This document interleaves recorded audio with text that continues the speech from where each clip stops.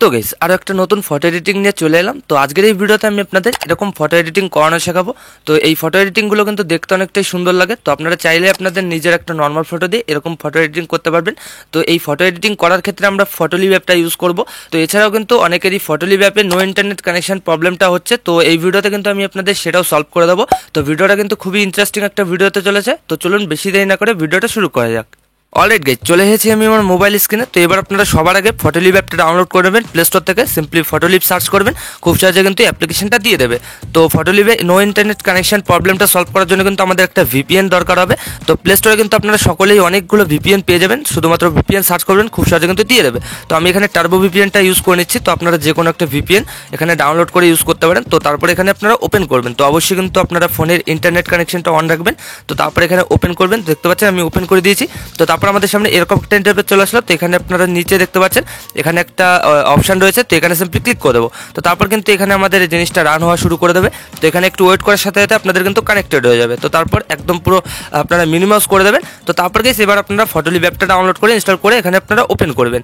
তো এখানে আমি ওপেন করে দিয়েছি, দেখতে পাচ্ছেন। তো অবশ্যই কিন্তু ফোনের ইন্টারনেট কানেকশনটা অন রাখবেন।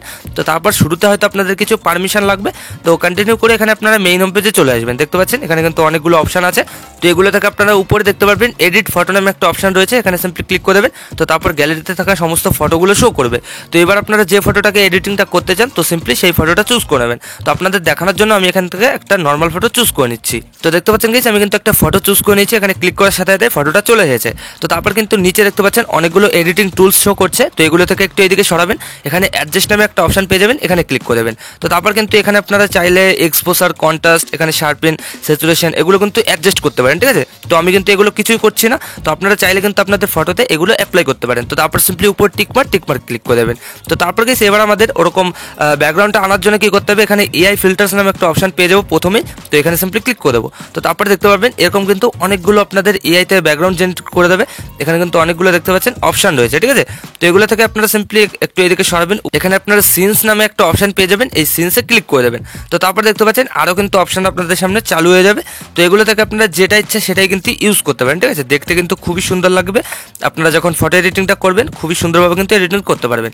তো এবার আপনারা কি করবেন, এখানে আপনাদের লেখা অনুযায়ী যদি ব্যাকগ্রাউন্ড আনতে চান তো সেক্ষেত্রে এখানে কাস্টম দেখতে পাচ্ছেন, এই কাস্টমে ক্লিক করে দেবেন। তো তারপরে এখানে আপনারা যেরকম ব্যাকগ্রাউন্ড চান তো সেটা লিখে দিলে কিন্তু জিনিসটা হয়ে যাবে। তো আমি এখানে একটা লেখা পেস্ট করে দিচ্ছি। এই যে দেখতে পাচ্ছেন সানসেট ব্যাকগ্রাউন্ড উইথ সানফ্লাওয়ার। তো এটা আপনারা চাইলে লিখতে পারেন। তো আমি স্ক্রিনে যে বড় করে দিচ্ছি।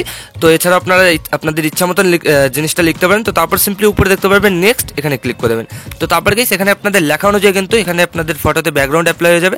তো এখানে একটু প্রসেসিং নেবে। তো তারপর দেখতে পাচ্ছেন এখানে কিন্তু জিনিসটা তৈরি করে দিয়েছে। তো এখানে আপনারা উপরে দেখতে পাচ্ছেন 1 2 3 4 5 করে অনেকগুলো অপশন পেয়ে যাবেন। এখানে 3-এ ক্লিক করবেন। তো সেক্ষেত্রে কিন্তু জিনিসটাকে অন্যভাবে করে দেবে, ঠিক আছে। এখানে ফটোটা এডিটিং করে দেবে। তো এখানে আমি 4 নাম্বারেরটাই রেখে দিচ্ছি, দেখতে ভালো লাগছে। তারপর গেছে আপনাদের যদি এই ব্যাকগ্রাউন্ডটা পছন্দ না হয় তো সেক্ষেত্রে এখানে দেখতে পাচ্ছেন কাস্টম অন। তো এখানে আবার ক্লিক করবেন। তো তারপর কিন্তু এরকম ব্যাকগ্রাউন্ড আরও তৈরি করে দেবে। তো এখান থেকে আনলিমিটেড আপনারা ব্যাকগ্রাউন্ড নিতে পারেন, যেটা ভালো লাগে সেটা কিন্তু ইউজ করতে পারেন, ঠিক আছে। তো এই যে দেখতে পাচ্ছেন একটু প্রসেসিং নিয়ে আমাদের ফটোটা কিন্তু তৈরি করে দিয়েছে। তো এবার আপনাদের যে ফটোটা ভালো লাগবে তো সেটা রেখে তো তারপর সিম্পলি উপরে দেখতে পারবেন টিকমার্ক, এখানে ক্লিক করে দেবেন। তো তারপর এখানে আপনাদের ফটোটা কিন্তু চলে আসবে। তো এছাড়াও কিন্তু আরও অপশন পেয়ে যাবেন, এগুলো দিয়ে আপনাদের কিছুই করা লাগবে না, এখানে কিছু করতে হবে না। তো তারপর সেখানে আপনারা উপরে সেভের আইকন পেয়ে যাবেন, এখানে ক্লিক করে দেবেন, ঠিক আছে। তো ফটোটা কিন্তু গ্যালারিতে সেভ হবে। তো এখনো কিন্তু এডিটিংটা হয়নি। তো এখানে আপনারা লক্ষ্য করলে দেখতে পারবেন আপনাদের ফেসটা কিন্তু চেঞ্জ হয়ে গেছে, ঠিক আছে। দেখতে কিন্তু ভালো লাগছে না। তো ফেসটা ঠিক করার জন্য আমরা কি করব, এবার আমরা পিকচার অ্যাপটা ওপেন করে নেবো। তো প্লে স্টোর থেকে পিকচার অ্যাপটা ডাউনলোড করে নেবেন, সিম্পলি পিকচার সার্চ করলেই দিয়ে দেবে। তো এখানে ডাউনলোড করার পর এখানে আপনাদের পিকচার অ্যাপটা ওপেন করার পর এরকম একটা ইন্টারফেস চলে আসবে। তো এখানে এডিট ফটোতে ক্লিক করে দেবেন। তো তারপর গ্যালারির সমস্ত ফটো আবার শো করবে। তো কেবল যে ফটোটাকে সেভ করেছেন তো সিম্পলি সেই ফটোটা চুজ করে নেবেন। তো তারপর গেছে এবার আপনাদের কি করতে হবে, এখানে নিচের টুলসগুলো থেকে একটু এদিকে সরাতে হবে, এখানে অ্যাড ফটোতে আবার ক্লিক করতে হবে। তো তারপর গিয়ে সেখানে গ্যালারির ফটোগুলো আবার শো করবে। তো এবার আপনারা কি করবেন, সেই নর্মাল ফটোটা আবার চুজ করে নেবেন, ঠিক আছে। তো আমি এখান থেকে সেই নর্মাল ফটোটা আবার চুজ করে নিচ্ছি, যেটা আমরা ফটোলিভে প্রথমবার এনেছিলাম। তো সেই ফটোটা আবার চুজ করে নেবো। তো তাহলে কিন্তু আমাদের ফেসটা ঠিক হয়ে যাবে, ঠিক আছে। তো এখানে আমি ফটোটা চুজ করে নিচ্ছি। তো দেখতে পাচ্ছেন গাইস এখানে আমি ফটোটা চুজ করে নিচ্ছি। তো আপনারা ফটোটা চুজ করবেন, তারপর কি করবেন, এখানে অ্যারো দেখতে পারবেন, এই অ্যারোটাকে ধরে পুরো এই ফটোর মতন কিন্তু এইভাবে সেট করে নেবেন। পুরো একদম কিন্তু সেম টু সেম হওয়া দরকার। একটু এদিকে ওদিকে হয়ে গেলে কিন্তু জিনিসটা ভালো লাগবে না, এডিটিংটা সুন্দর লাগবে না। তো এইভাবে সেট করে এখানে আপনারা ইরেজের অপশন দেখতে পারবেন উপরে, এখানে ক্লিক করে দেবেন। তো তারপর গেস এখানে আপনারা ইমবারে ক্লিক করে দেবেন।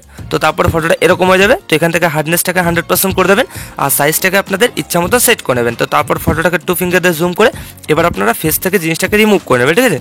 এই যে দেখতে পাচ্ছেন যেভাবে আমি ব্রাশ করে নিচ্ছি, আপনারাও কিন্তু পুরো স্কিন থেকে বা ফেসটাকে যে জায়গা থেকে মনে হচ্ছে যে আমাদের জিনিসটা চেঞ্জ হয়ে গেছে সেই জায়গায় এভাবে ব্রাশ করে নেবেন।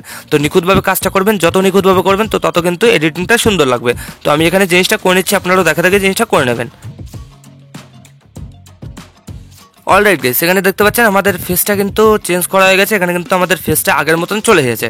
তো এছাড়াও আপনারা হাতে ব্রাশ করতে পারেন, যে জায়গায় আপনাদের ইচ্ছা সেই জায়গায় কিন্তু ব্রাশ করতে পারেন। তো আমি এখানে শুধুমাত্র ফেসটাকেই ব্রাশ করেছি। তো তারপর সিম্পলি উপরে টিকমার্ক ক্লিক করে দেবো। তো তারপর আবার টিকমার্ক ক্লিক করে দেবো। তো এবার গাইস আমাদের কি করতে হবে, এখানে আমরা ফটোটাকে একটু ইনহান্স করে নেবো। তো তার জন্য এখানে টুলস পেয়ে যাবো, টুলসে ক্লিক করে এখানে এআই এনহ্যান্সে ক্লিক করে দেবো। তো তারপর কিন্তু একটু প্রসেসিং নিয়ে আপনারা দেখতে পারবেন ফটোর কোয়ালিটিটা কিন্তু আগের তুলনায় অনেকটা পরিমাণে ইনক্রিজ হয়ে যাবে। তো এখানে একটু ওয়েট করে নেবেন, তো তারপর কিন্তু রেজাল্টটা দেখে বুঝতে পারবেন। তো দেখতে পাচ্ছেন কি সেখানে কিন্তু আমাদের ফটোর কোয়ালিটিটা ইনক্রিজ করে দিয়েছে। তো নিচের ইন্টেন্সিটিটাকে 100% করবেন। তো তারপর আফটার বিফোর দেখে নিতে পারেন 2 ফিঙ্গার দিয়ে জুম করে। তো তারপর সিম্পলি উপরে টিকমার্ক ক্লিক করে দেবো। তো এবার আমাদের ফেসটাকে যদি একটু পরিষ্কার করতে হয় তো সেক্ষেত্রে আমরা এখানে রিটাচে ক্লিক করে দেবো।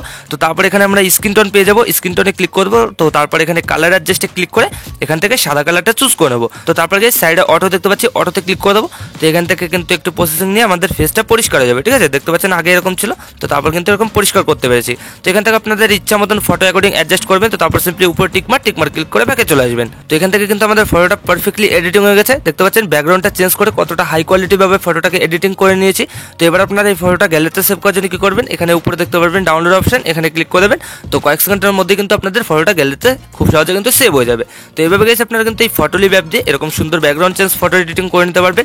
তো আশা করি আমি আপনাদের ভালোভাবে বোঝাতে পেরেছি যে কীভাবে কী করতে হয়। তো ভিডিওটা ভালো লাগলে লাইক করে দেবেন, আর যদি চ্যানেলে প্রথমবার হন তো চ্যানেলটাকে অবশ্যই সাবস্ক্রাইব করে দেবেন।